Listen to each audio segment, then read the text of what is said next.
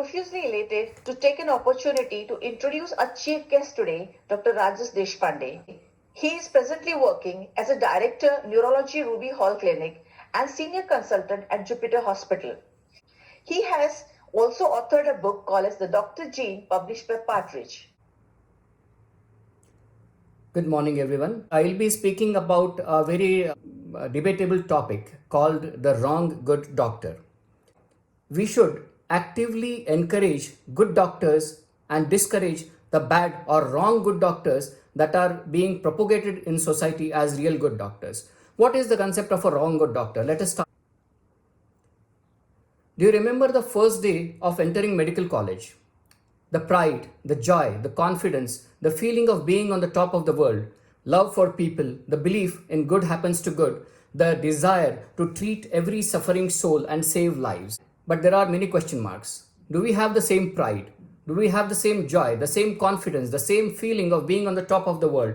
Do we have the same kind of love for people, or do we have fear in our minds? Do we have the belief still that good happens to good? Are all good doctors getting the rewards that they deserve in our society? If we look at the big picture, Indian doctors can be classified today as juniors who are exploited bundles of frustration and stress, and seniors who are aged bundles of frustration, stress, and fear. There are rare exceptions. You see doctors who are successful, who are practicing well, doing well, making a lot of research, good in their clinical practice, but rarely do you see a doctor who's happy, whether it is senior or junior.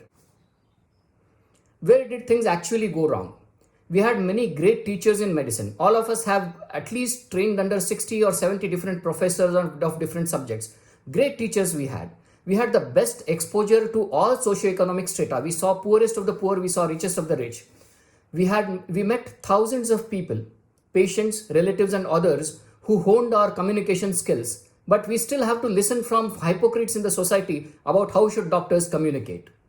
We set out to become the best in our respective fields, slogging and sacrificing everything that our youth had to offer. And to be very honest, all of us really work very hard even today, far more than any Western doctor. Then why the sad reputation of our profession in the society? And why the fear that we harbor? There are exogenous or external factors, there are endogenous or internal factors.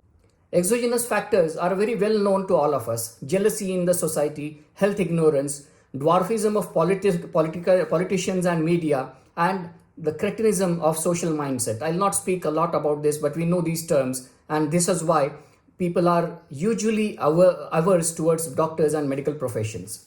Next, it is the elephant in the room that I am talking about today, that is endogenous. What is wrong with us? What is the wrong kind of good doctor that we are making? The endogenous factors like competition, greed, and selfishness are well established in our profession now.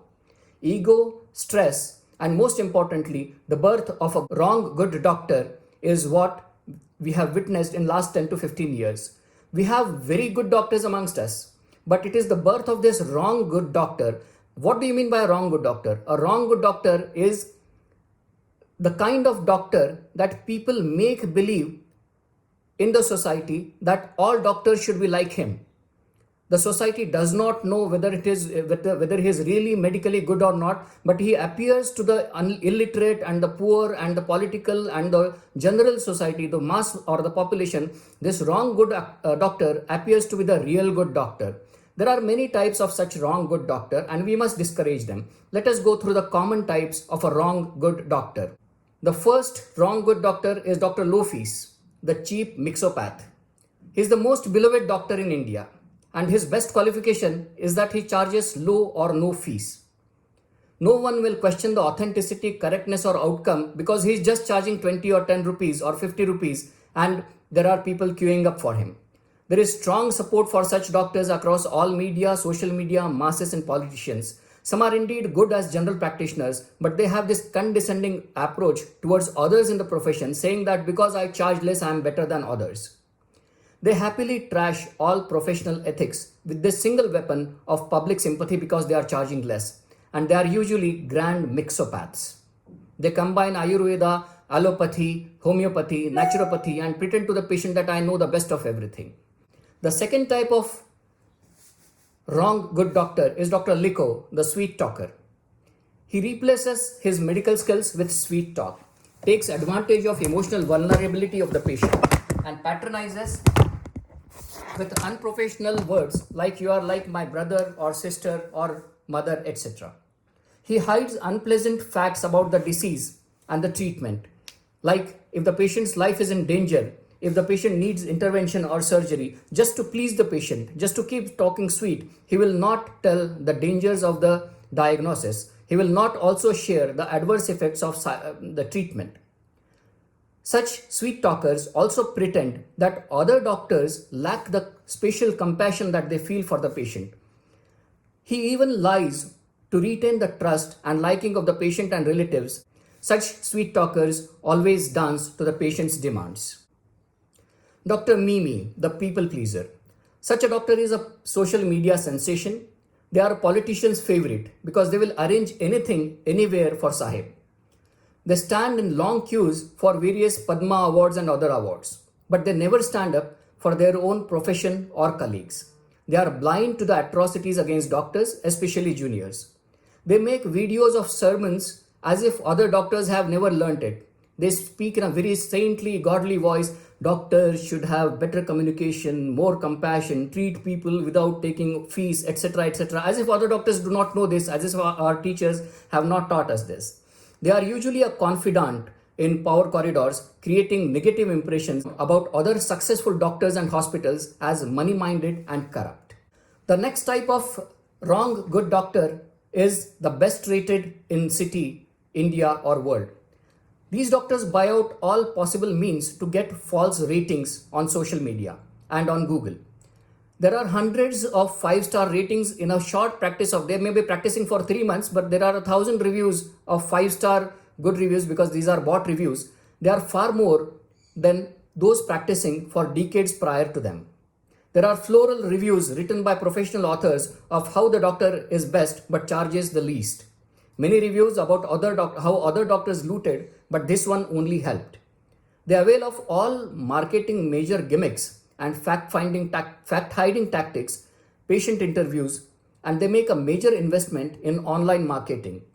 They have a bigger team to write negative reviews about their competitors. This is the worst kind of doctor that we can have today, projected as a good doctor. He has a very good social reputation. The social angelo, the irresponsible doctor.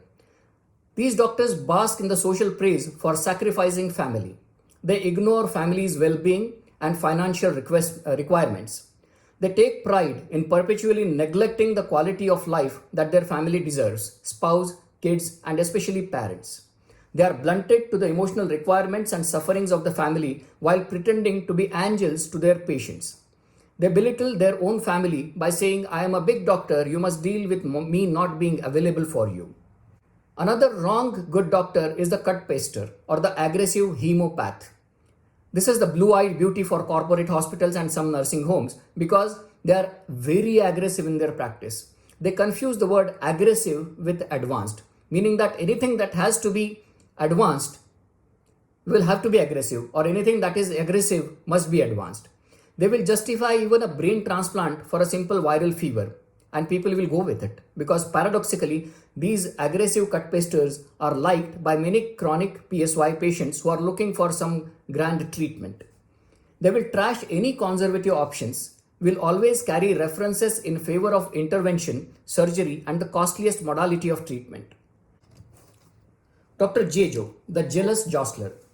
He badmouths every colleague to please patients. He belittles everything done by other doctors prior to him. Incites, invokes, and promotes defamation, medico-legal cases against colleagues, especially competition. The early signs of such Jejos are bashing juniors, scolding students in front of patients. These people grow up to be the worst professors because they believe in humiliating their juniors always to establish themselves as superior. They tell the patients that intervention or surgeries done prior to seeing them were wrongly done or were not necessary. They pretend to be a victim of system to justify their own failures.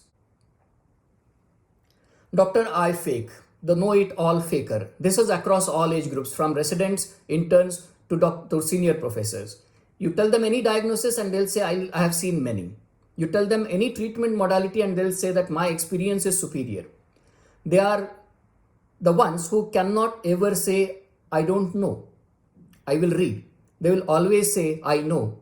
They are Google powered phonies. They think that nothing beyond my qualification really matters, only my qualification does. They pathetically fail but refuse to accept their own failures or misdiagnosis.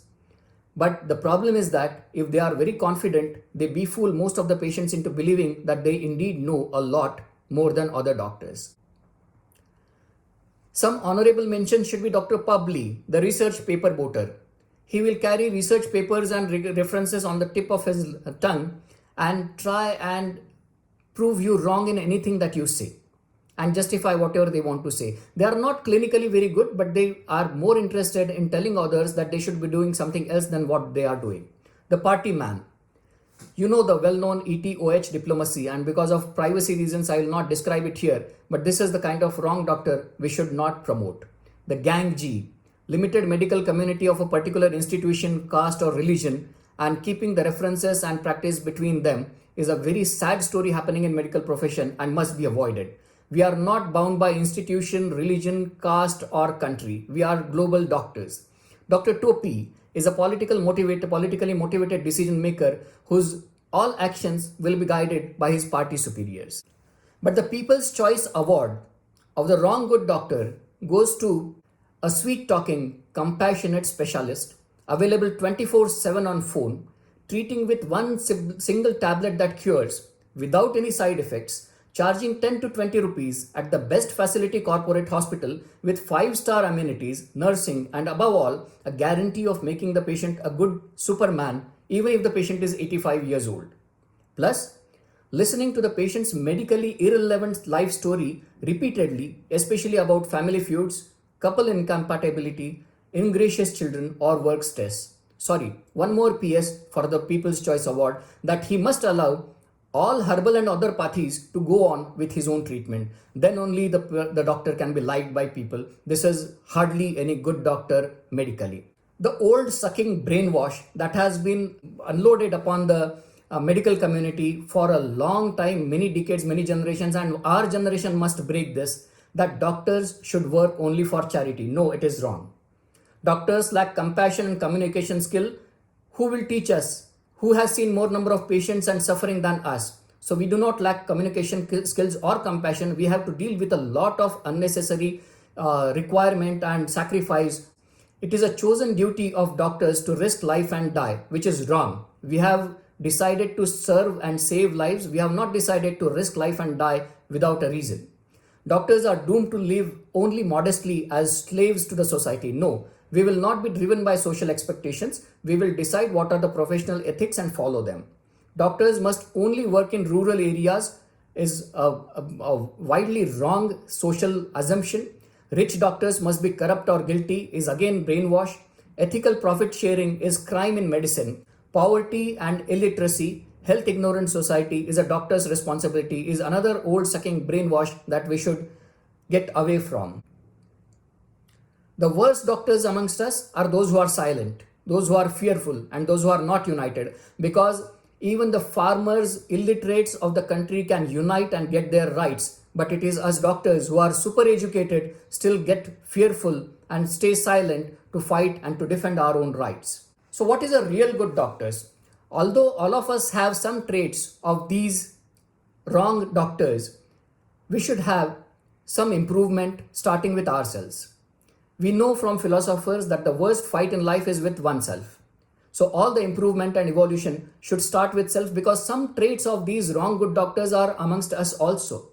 IMA should sensitize members against jostling, colleague defamation, and rating frauds on the net. IMA should also start social media protection cells to actively discourage defamation of individual doctors and professionals. We must encourage and educate students to unite and counter the wrongs mentioned above. We should educate them about this. The protection from corporate abuse for junior doctors is very, very essential. This topic is very close to my heart. I request IMA to please start corporate hospital cells or nursing home doctor cells, because junior doctors are like tomatoes in a mixer or grinder. they have no option. They cannot come out and they are just ground to whatever is around them, and a pulp is made out of them. They lose their individuality, and whatever they are told they have to do, if they don't succumb to the hospital's policies, which may be unethical, immoral, they are thrown out and they are defamed. Character assassination is done. IMA should stand up against this and make hospital corporate cells. The real good doctor, and there are many now listening to this, almost all of us have this real good doctor within us. He practices ethically and scientifically, keeps updated, adapts to professional standards. She charges reasonably as per time, skill offered and complications, not undercharging to attract patients. Leaves personal attributes out of patient care and hospital like religious or political beliefs, discrimination of any kind. Practices patience, courtesy and politeness towards all colleagues. Understands and accommodates the troubles of patients and relatives as much as practically feasible, and looks after physical and mental well-being of self as well as one's family. As you know, we all have this good doctor within us. Most Indian doctors are really good, but brainwashed into an abyss of self-doubt, blame games, cockfights and social expectations. They have started feeling like lonely aliens due to growing crop of wrong types of good doctors being promoted by society mentioned above. We must all guard the glorious pillars of our profession, which is ethical, scientific and professional service with compassion. We must together discourage these wrong types of good doctors within ourselves and others. We owe it to our next generations because those should have better doctors than ours. I wish and pray that may the real good doctor in you always win. Thank you very much.